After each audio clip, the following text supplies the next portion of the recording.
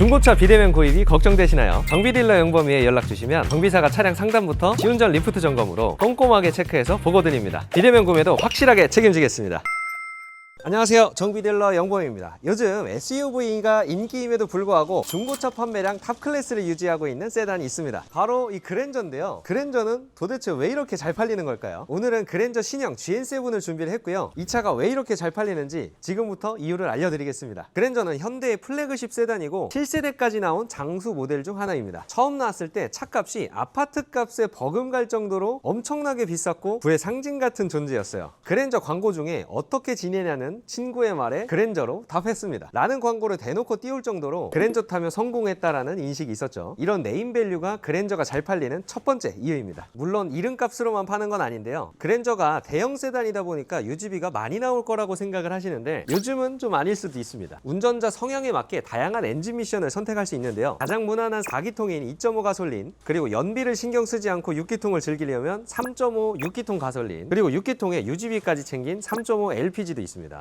또 연비가 경차보다 좋은 1.6 터보 하이브리드 엔진도 들어가 있죠. 이 중 가장 많이 팔리는 엔진은 지금 이 차량에 들어가 있는 엔진처럼 2.5 가솔린 4기통 모델입니다. 2.5 가솔린 엔진에 8단 자동 변속기 조합인데요. 그랜저 IG까지는 2.4 엔진에 6단 자동 변속기 조합이라서 고속주행 연비가 잘 나오진 않았어요. 이렇게 8단 자동 변속기로 바뀌면서 고속도로 연비와 승차감까지 좀 챙겼습니다. 그리고 이 GN7 신형 그랜저부터 가장 크게 바뀐 것 중 하나가 3.5 엔진이 들어간다는 건데요. 3.5 엔진에는 4륜구동도 추가가 가능하고요. 전자제어 서스펜션까지 추가할 수 있어서 주행 안정감이랑 승차감 모두 다 가져갈 수가 있습니다. 그리고 하이브리드는 다운그레이드를 하면서 2.4 자연흡기 엔진에서 1.6 터보 하이브리드 엔진으로 바뀌었죠. 그랜저의 커다란 몸집에서 복합연비 17kg 이상이 나오기도 합니다. 이런 엔진의 다양성과 몸집에 대비해서 유지비까지 챙겨갈 수 있다는 게 그랜저가 잘 팔리는 두 번째 이유입니다. 승차감도 엄청 많이 달라졌는데요. 바로 시승하면서 말씀 한번 드려볼게요.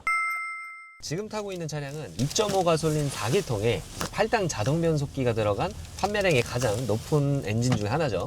지금 계기판에 누적된 연비를 봤을 때는 10.6km, 리터당 10.6km 정도 간다고 찍혀 있네요. 2.5가 4기통인데 좀 시끄럽다는 생각을 할 수 있는데 진짜 조용한데? 그쵸. 냉간시에는 조금 갈갈될 수는 있는데 약간만 예열된 후에는 되게 정숙한 편입니다. 뭐 특별하게 엔진 진동이나 소음이 실내로 넘어오는 건 없습니다. 근데 이게 2.5의 자연흡기죠? 터보 없죠? 네, 맞습니다. 그러면 아반떼랑 비슷하겠네? 1.6 터보 엔진이랑 약간 수치상 마력은 거의 비슷한 수준이고요. 그렇다 하더라도 한 200마력 정도는 되기 때문에 이 정도 출력이면 이 몸집을 끌기에는 나쁘지 않습니다. 이게 플랫폼이 좀 신형으로 바뀐 거잖아요. 실제로 승차감 개선이 좀 느껴지나요? 전 모델들에 비해서? 그렇죠. 이전 모델이랑 비교했을 때는 확실히 승차감이 많이 달라졌다는 걸 느낄 수가 있고요. 기본적으로 휠 베이스도 조금씩 늘어나고, 그리고 전장도 길어지면서 확실히 이 방지턱 넘을 때라든지 이런 고속주행 안정감이 되게 좋아진 편입니다. 그러니까 5m를 딱 뚫었더라고. 맞아요. 이 그랜저부터. 네. 나중에 6m 되겠어. 그랜저 마이박. 그렇죠. 요즘에 차량들이 하나하나씩 좀 체급을 올려가는 그런 느낌인 것 같아요. 지금 나오는 아반떼도 소나타 3랑 크기가 이제 거의 비슷해졌다고 하죠. 그럼 차가 왜 이렇게 점점 커지는 거예요? 사람들이 아무래도 이 공간에 대한 매력을 많이 느끼시다 보니까 소비자의 니즈에 맞춰서 제조사들도 조금씩 키워나가는 거죠. 근데 만약에 그랜저에서 뭐 페이스리프트나 풀체인지가 나왔는데 이전 모델보다 작은데 뭐 주행 성능이 뭐가 더 좋다 이제 이런 게 소비자들한테 와닿을까요? 좋아하진 않으실 것 같네요. 제가 오늘 고속도로 주행까지 해볼 건데요. 이제 시내 주행과 고속도로 주행, 연비까지 한번 체크를 해보도록 하겠습니다. 자, 이제 초기화를 진행을 했고요. 이게 캘리그래피라고 했잖아요. 네. 어떤 옵션이 있는지도 좀 궁금해요. 이게 그냥 기본적으로 저희가 손에 닿는 부분들 다 나파 가죽으로 가죽 마감이 되어 있고요. 사운드 옵션도 보스 오디오가 기본으로 들어갑니다. 스피커 개수도 기본적으로 많고요. 한 15개 정도 들어 있습니다. 그리고 이런 증강현실 내비게이션도 들어갔죠. 2.5에는 전자제어 서스펜션이 안 들어가요?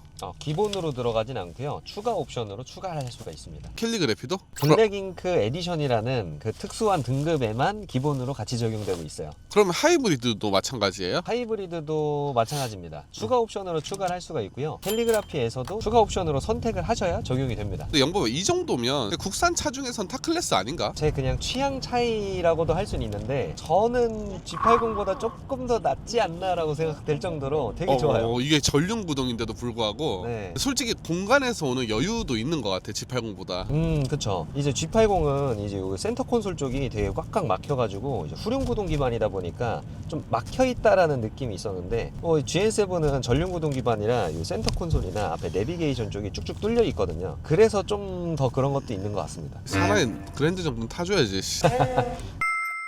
아니, 이 정도면 더뉴 IG랑 비교했을 때 진짜 너무 많이 개선됐다. 코너도 이제 곧 한번 돌아볼게요. 제가 항상 시운전 갈 때 이 코너를 돌잖아요. 아주 안정적이다. 아 근데 저는 개인적으로 이 코너링은 G80 승. G80 4륜? 네. 그거는 이제 4륜이니까 그런 거죠. 3.5 4륜 가져오면 진짜 장난 아니야. 그리고 직진도로나 요철을 만났을 때는 저는 그랜저가 좀 더 나은 것 같아요. 이렇게 고속도로 진입할 때 네. 좀 힘이 딸리진 않나요?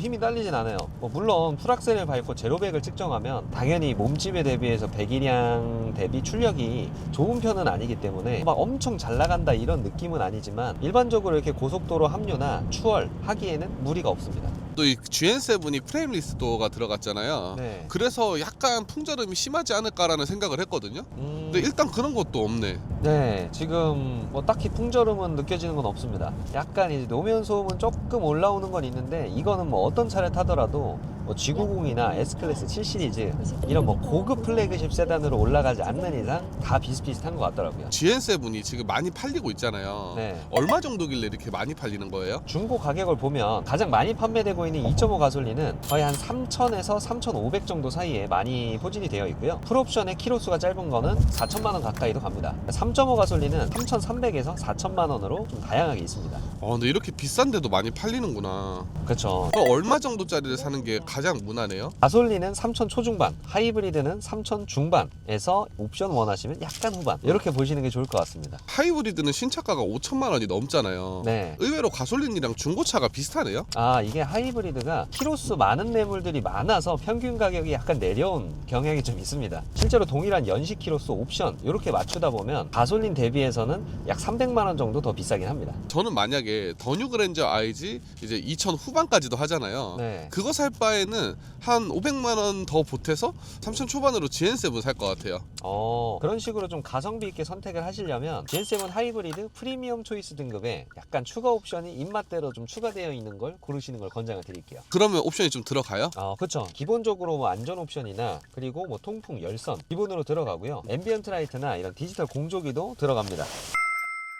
지금 연비가 고속주행, 시내주행 섞였는데 한 14km 나온 거예요? 네, 아까 이제 출발하면서 초기화를 한번 했었는데 좀 막힌 길을 이렇게 좀 천천히 가고 있는데 평균 연비는 한 14km 정도 나오네요.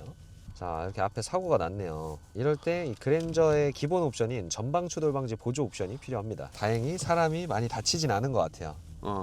이렇게 사고가 났을 때는 내가 위험한 구역에 이렇게 정차를 해 있다라고 판단이 됐을 때는 바로 갓길에 정차해서 삼각대를 바로 설치를 해 주셔야 됩니다. 아까 사고차 같은 경우는 아무런 안전 조치를 하지 않고 그냥 차에 계속 가만히 앉아 계셨어요. 저런 경우에는 뒤에서 추가 사고가 또 생길 수가 있습니다. 우리 구독자님들은 항상 안전운전 하시고 사고가 혹시나 났더라도 안전 조치는 잘 하시길 바라겠습니다. 약간 저 그랜저 단점 발견했어요. 어떤 거요? 이게 아직 보증기간도 남은 차임에도 불구하고 근데 약간 실내 잡음이 있네. 근데 이런 실내 잡음은 다른 차들도 어쩔 수가 없는 것 같아요. 근데 얘는 고급이잖아. 가죽도 이렇게 많이 들어갔는데 어디서 잡음이 나는 거야? 이런 거는 하나씩 두들겨 가면서 잡아야 됩니다. 이거 뭐 헤드레스트인 것 같은데 안 난다. 헤드레스트 맞네. 고치셨네요. 너무 올라와 있더라고. 이렇게 고속주행을 하고 있는데 고속주행 안정감은 되게 괜찮은 편입니다. 약간 좀 요철이 있는 그런 길을 다닌다고 하더라도 많이 상쇄시켜주는 것 같아요. 그 GV80이랑 GV70 뭐 이런 고급차들도 타봤잖아요. 네. 그거랑 비교했을 때 어떤 것 같아요? 저는 그랜저가 좀 더 안정적인 것 같습니다. 그럼 G80이랑은요? G80이랑 비교했을 때는 제 개인적인 주관에서는 그랜저한테 조금 더 점수를 더 후하게 주고 싶어요. 나도 출력 면에서는 사실 G80이 훨씬 더 괜찮잖아. 터보가 들어가니까. 그렇죠. 근데 출력 빼고는 뭐가 얼마나 더 좋은 게 있나 싶을 정도로 막 장점을 많이 찾기는 힘든 것 같아. 마크? 그렇죠. 하차감 빼고 정말 냉정하게 평가를 한다면 그러니까 계급장 떼고 네, 가격 대비 그리고 엔진 대비 해서는 그랜저가 좀 더 위에 있지 않나. 저도 실제로 이번에 차를 한 대 뽑았잖아요. 사실 GL7을 뽑았잖아. 네, 가격은 G80도 살 수 있는 금액이거든요, 이 GL7이. 그쵸. 4천만 원 정도 했습니다. 근데 GL7을 사게 되더라고, 하이브리드로. 가성비와 승차감을 선택을 하신 거군요. 그리고 그랜저 하이브리드랑 비교했을 때 연비 차이가 거의 2배, 3배 이렇게 나잖아요. G80이랑 비교하면 거의 3배까지도 나지. 그쵸. 그리고 유지비도 무시할 수가 없기 때문에 저는 그랜저 하이브리드로 선택하신 거 되게 잘하신 선택이라고 생각해요. G80 진짜 단점 하나 말씀드릴게요. G80은 2.5로 다운사이징을 했는데도 연비가 너무 안 좋아요. 디자인 너무 예쁘고 승차감 좋고 옵션 좋은데 네. 연비가 안 좋아. 맞아요. 그리고 네 번째, 이 차를 선택하는 이유가요, 넓은 공간감인데요. 이쪽에 와서 보시면 되게 넓은 뒷좌석 공간을 보여주고 있죠. SUV를 패밀리카로 선택을 많이 하시는 이유 중에 하나가 뒷좌석 공간을 좀 활용하기 위해서, 편하게 쓰기 위해서인데요. 그랜저는 세단임에도 불구하고 이 정도 공간이면 편안하고 안락하게 좀 사용할 수가 있겠죠. 그래서 1열뿐만 아니라 2열도 상당히 넓고 쾌적하게 쓸 수 있다는 장점이 있습니다. 영범아, 네. 이 차 진짜 너무 좋은 것 같은데 네. 고질병은 없어요? 아직 신차니까 없나? 고질병이 아직 신차라서 많진 않은데 몇 가지 말씀드리자면, 이 손잡이가 히든 타입으로 되어 있는데요. 이게 문이 잠기면 안으로 들어갑니다. 자, 이렇게 문을 잠그면 들어갑니다.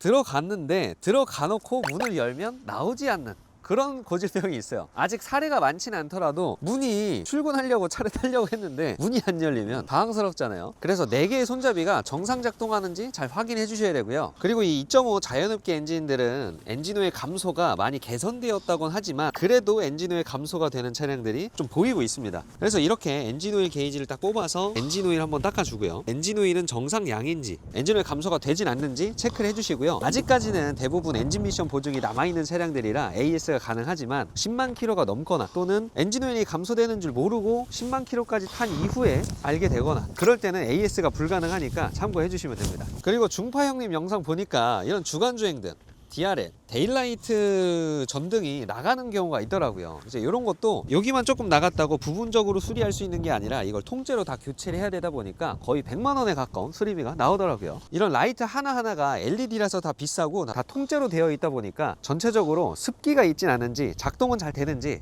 이런 것도 점검이 필수입니다. 그리고 실내를 봤을 때 전체적으로 대부분 다 터치식, 전자식으로 되어 있는데요. 이런 것들이 이제 플랫폼이 새로 바뀌고 새롭게 도입된 전자제품들이 하자율이 생길 수가 있습니다. 소프트웨어 업데이트로 해결할 수는 있지만 가끔 통째로 교체를 해야 되는 경우가 필요할 수 있어서 전자장비들도 한 번씩 다 눌러보면서 체크를 해보시는 걸 권장드립니다. 자, 오늘 이렇게 국산차에서 가장 많이 판매되는 이 그랜저에 대해서 한번 알아봤고요. 앞으로도 다양한 차종, 유익한 정보 보여드릴 예정이니까요. 구독, 좋아요, 알람 설정 부탁드리고요. 중고차 구매하실 때는 정비딜러 영범이로 방문해 주시면 정비사가 동행해서 친절한 상담, 꼼꼼한 점검 약속드리겠습니다. 감사합니다.